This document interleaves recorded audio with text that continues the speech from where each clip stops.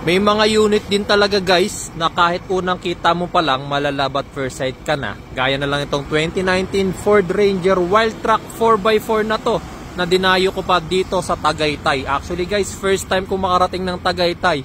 Hindi para mamasyal kundi para mapuntahan itong Wild Track na to. Tapos alam nyo ba, hindi ko na pinakawalan syempre. Tignan nyo nga naman gaano kakinis itong Ford Ranger Wild Track na to. Ayan, makikita nyo naman dito pa lang, Black Rhino Mags. Pinartneran pa yan ng Nitto Terra Grappler na all-terrain tires. Pagdating dito sa hood, tignan nyo naman, carbon fiber finish yan. Nilagyan pa ng logo, Ford Build Tough.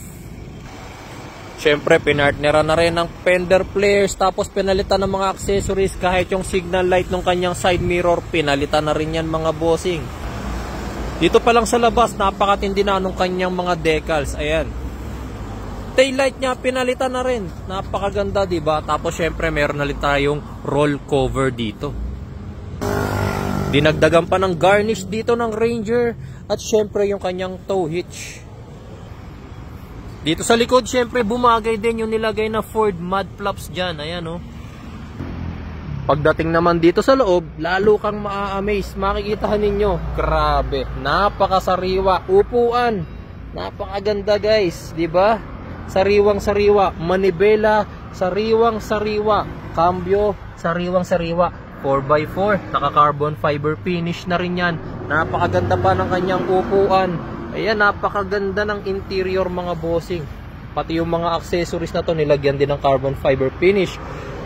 Tapos, syempre, matting. Napakaganda rin, di ba? And, sino ba naman magsasabing hindi ito sariwa? Tingnan nyo naman ang loob. At kapag nakita nyo ang mileage, grabe, 13,611 pa lang ang tinatakbo niyan mga bossing. Yung may-ari nito, madalas kasi sila na nasa US. Minsan uuwi rito, ilang buwan lang, tapos babalik na naman sila sa US, diba? Kaya itong sasakyan to, napakasariwa. Actually mga boss, nakita ko pa lang to kanina, hindi ko pa binubuksan, hindi ko pa chine-check, hindi ko pa tinetest drive. Sabi ko sa sarili ko, iuuwi kita. At eto na nga, naiuwi ko na, diba?